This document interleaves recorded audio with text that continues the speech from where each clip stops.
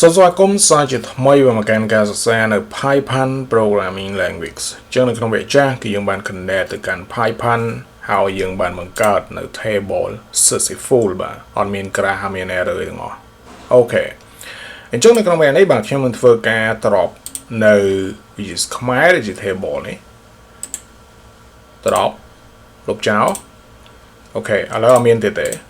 ហើយនៅក្នុងវគ្គនេះវិញចេះខ្ញុំនឹងធ្វើការបង្កើតនៅពីព្រោះនៅក្នុងនៅកតុយវគ្គចាស់ខ្ញុំត្រូវដាក់នៅ ID ដែលមាន auto increment នៃ primary key មិនអញ្ចឹងបាទអញ្ចឹងនៅក្នុងវគ្គនេះគឺដល់ហើយគឺយើងនឹងធ្វើការបង្កើតបាទនៅ which is ID ដែលជា integer ហើយមាន auto increment ហើយនឹង primary key និយាយរំទៅអាចវាអាចនិយាយថាមួយម៉ាត់ទេនៅក្នុងបាទ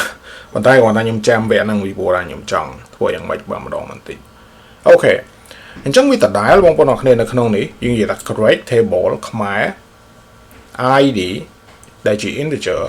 ហើយកន្លែងនេះយើងលុបនៅ parenthesis 11ចោលលុបនៅ parenthesis 11ចោល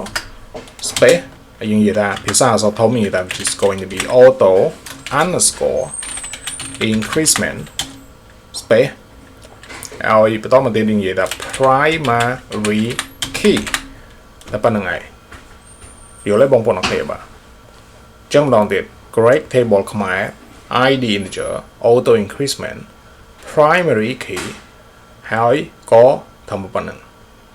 ឥឡូវនេះបើសិនខ្ញុំ execute បាននៅwhich is Python ខ្មែរ Python នេះលើវា create ឲ្យយើងហើយបាទខ្ញុំចូលទៅកាន់ HLDXL refresh ឥឡូវបាទនៅក្នុងនេះយើងមាននៅខ្មែរដែលជា table បើខ្ញុំចូលមកកាន់ខ្មែរឥឡូវយើងមាននៅ ID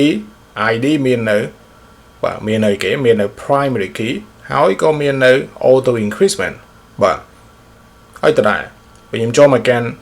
data ឥឡូវគេណាពិតជាត្រឹមត្រូវប៉ុន្មានបាទពិតជាត្រូវអ្វីយើងបានធ្វើគេដល់ល្អមែនតើថា perfect អូខេឥឡូវនេះខ្ញុំចង់និយាយបន្តិចបាទខ្ញុំចង់និយាយអំពីបញ្ហាដែលជាប់ពាក់ព័ន្ធបន្តិចព្រោះថាពេលខ្លះទៅជួនកាលយើងពេលខ្លះយើងចង់បង្កើតពេលខ្លះយើងចេះពេលខ្លះវា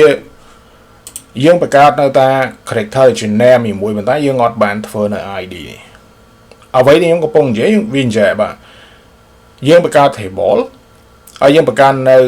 character name ដែលជា varchar នេះក៏ប៉ុន្តែយើងអត់ទាន់បានបង្កើតនៅ ID ដែលមាននៅ auto increment នេះ